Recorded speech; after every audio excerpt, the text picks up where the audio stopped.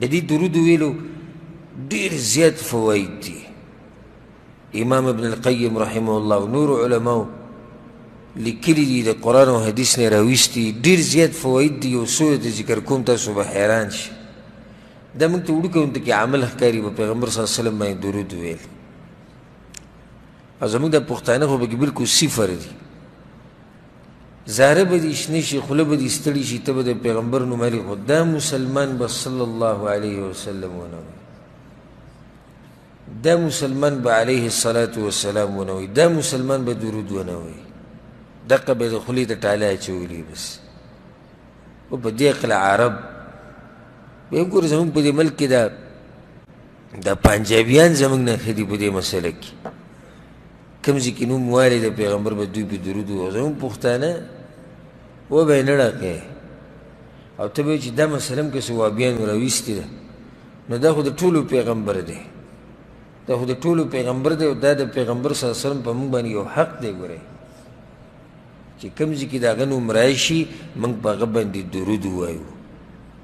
ډېرې زیاتې فایدې دي پکې. یو فایده دا ده چې څوک درود ډېر وایي نو ده د الله په خبره باندې عمل وکړو، ځکه چې دې باندې امر چا کړی دی؟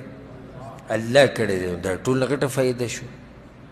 دویمه فایده په دې کې دا ده چې الله هم په پیغمبر باندې درود وایي، ته هم درود وایي، نو ستا کار د الله د دې کار سره موافق شو. دریمه فایده پکې دا ده ان الله وملائکته یصلون علی النبی، الله هم درود وایي او ملائک هم درود وایي په پیغمبر صلی الله علیه وسلم باندې. نو کله چې تا درود وایي نو ستا کار د الله د کار او د ملائکو د کار سره موافق شو. څلورمه فایده پکې دا ده چې کوم سړی یو پیر درود وایي الله پې لس رحمتونه راوروي. په یو پیر درود ویلو سره لس رحمتونه. ګورئ ها. پنځمه فایده لس درجې به در الله اوچتې کړي. شپږمه فایده لس ګناهونه به در الله کم کړي. اوومه فایده لس نیکیانې به در الله لرې کړي. لس نیکیانې په یو پیر، لس درجې اوچتېده، لس بدیانې به در الله لرې کړي او لس رحمتونه به در باندې راووري. اتمه فایده دا ده دا دعا قبلیږي. کومه دعا کې چې درود ویلی شي هغه دعا الله نه واپس کوي، قبلیږي. زموږ په دعاګانو کې درود د سره شتي نه. لاس اوچت کړو به یو څو دعاګانې وبه یې مخ له راواچو. حدیثونه به راشي په دې ټولو مسلو انشاءالله حدیثونه را روان دي. خو دا زه هغه مجمل او لنډې خبرې تاسو ته بیانوم. نهمه فایده کوم سړی چې په پیغمبر صلی الله علیه وسلم باندې درود وایي نو پیغمبر صلی الله علیه وسلم به د هغه سفارش کوي د قیامت په ورځ. لسمه فایده په دې سره ګناهونه بخلی کېږي. چې کوم سړی درود ډېر وایي الله ورله ګناهونه بخي. یولسمه فایده کوم سړی چې درود ډېر وایي الله وله غمونه او دردونه او سوچونه او فکرونه ورله الله ختموي. دولسمه فایده حدیث کې دا راځي چې دا انسان د قیامت په ورځ به د ټولو نه زیات پیغمبر صلی الله علیه وسلم ته نږدې کوم سړی چې درود ډېر وایي. دیارلسمه فایده یو حدیث کې راځي چې کوم سړی غریب وي او دی د الله په لار کې مال نشي لګولی ځکه چې مال ورسره نشتي نو دی په پیغمبر باندې درود وایي نو دا درود داسې دي لکه ده چې صدقه ورکړه. څوارلسمه فایده انسان حاجتونه پې الله پوره کوي. کوم سړی چې درود ډېر وایي الله ورله مسلې حل کوي. هر قسمه حاجتي الله یې پوره کوي. پنځلسمه فایده الله پې د انسان پاکوي د ګناهونو نه، د بدو او د رذیلو اخلاقو نه. شپاړسمه فایده کوم سړی چې درود ډېر وایي نو د مرګ په وخت کې دته د جنت زیری میلاویږي. د مرګ په وخت کې دته د جنت زیری میلاویږي. اوولسمه فایده کوم سړی چې درود ډېر وایي نو الله یې د قیامت د سختو نه بچ کوي. اتلسمه فایده په دې سره مجلسونه ښایسته ښکاره کېږي.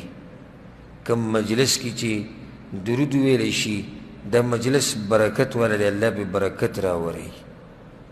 19مه فایده کم سړی چې په پیغمبر صلی الله علیه وسلم باندې درود وی نو پیغمبر صلی الله علیه وسلم د درود او د سلام جواب په خپله ورکوي. 20مه فایده د دې سره غریبي ختمیږي. کم سړی چې درود ډېر وی د دې سره الله غریبي ختموي. 21مه فایده کم سړی چې درود ډېر وی الله یې د بخل د صفت نه لرې ساتي، د انسان بخیل نه وي. 22مه فایده دا انسان د پیغمبر صلی الله علیه وسلم د خیرونه بچ شي. ځکه چې دې سړي ته ګورئ دا معمولي خبره نه تاسو ته ما وویل، دې سړي ته پیغمبر صلی الله علیه وسلم خیرې کړي دي چې د هغه په مخ کې د پیغمبر د نوم تذکره وشي او هغه درود نه وایي. څو شوي ده؟ 2 شوي ځوانه.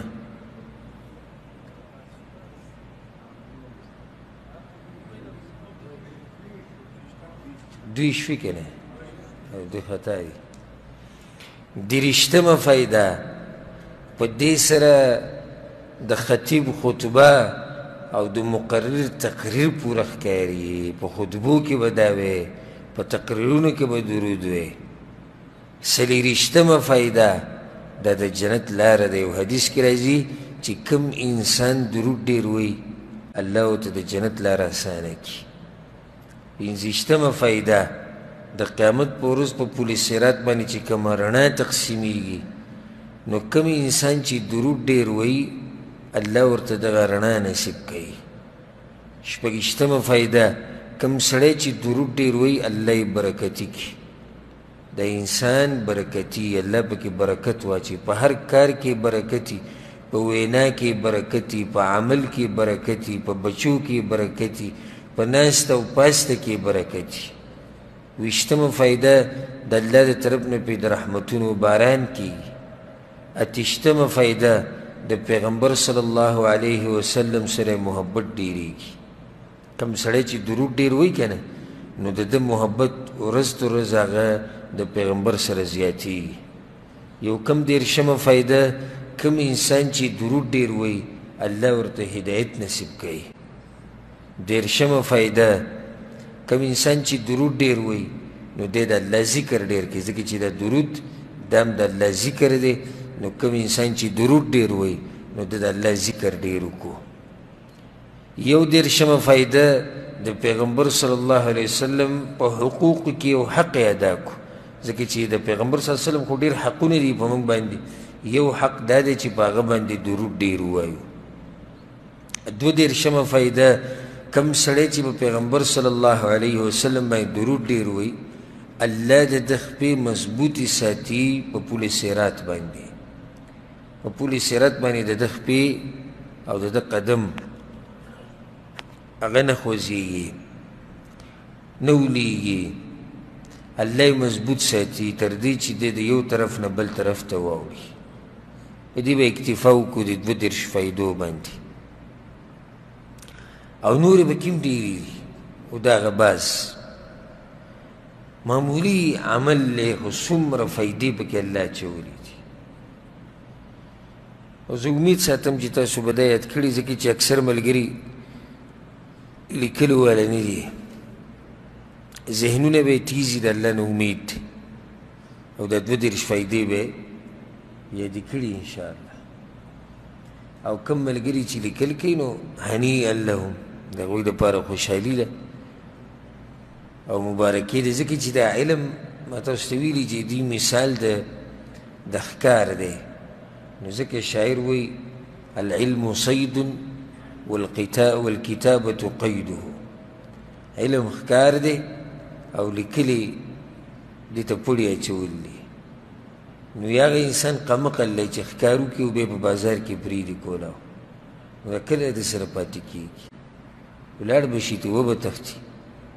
نو خیر انسان هغه دی چې ځان سره څه ولیکي. او دا لیکل دا د قیامت په ورځ ګورې ګویي هم ده چې دې انسان علم لیکلی داسې معمولي خبره نه ده د علم دا مسلې لیکل الله په دغه انسان کې ډېر لوی برکت اچوي کوم چې حرسناکي او هره مسله لیکي دا ورسره پرته وي دا بیا د ذکریات ومي یو قسمه سبا له بیا رایادوي چې یو وخت کې موږ په درس کې ناست وو موږ به دا مسلې لیکلې بل مسلې ورته مختصر شي لکه اوس ته په خپل جومات کې یا په خپله دیره کې یا په کلي کې په علاقه کې یا په یو تعزیت کې ناست او زړه دې وشو چې دې ملګري ته نصیحت وکړو 22 فایدې چې ته بیانې نو 20 منټه بیان پکې 20 منټه بیان ته دې ملګرو ته صرف دا وایي چې راځئ نن تاسو ته بیان کم چې کم سړی درود وایي الله وله څه ورکوي واورئ ګوره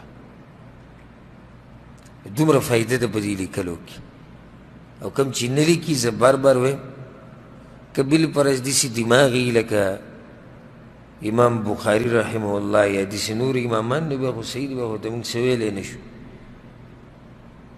او که هسې خپل وخت ضایع کوي نو دا بیا د تاوان او د افسوس خبره ده او بدبختي ده د دې انسان او یو هغه معذوره دی چې لیکل وله نه ورځي یو سړی تعلیم یې نه یې کړی او وایي زه په څه نه پوهېږم نو دی معذوره دی خو هغه انسان چې هغه تعلیم یافته وي او هغه کوشش نه کوي د علم د لیکلو نو دا بدبختي ده لکه څنګه چې دنیا وله کوشش کوي چې د دنیا هر کار یې زده کړي جاهل سړی به جاهل او ته دې تپوس وکړه په دې ځای کې څو بلاکه وال غواړي او په دې ځای کې څو سیمټ اچول غواړي او سیخ څومره راوړه غواړي او دا به څنګه لګي او دا ناپ که او دا داسې د مشین په شان به لګیا شي حالانکه انپړ به وي الف ته لوړ وي خپل نوم هم نشي لیکلی خو دا مسلې یې لیکلي وجې ده د هغه وایي چې دې مسلو ته زما ضرورت دی نو کوم سړی چې دین ضرورت ګڼي چې وایي دې ته زموږ ضرورت دی په دې باندې زموږ کامیابي ده په دنیا او په آخرت کې نو هغه انسان بیا کوشش کوي د دین د زده کولو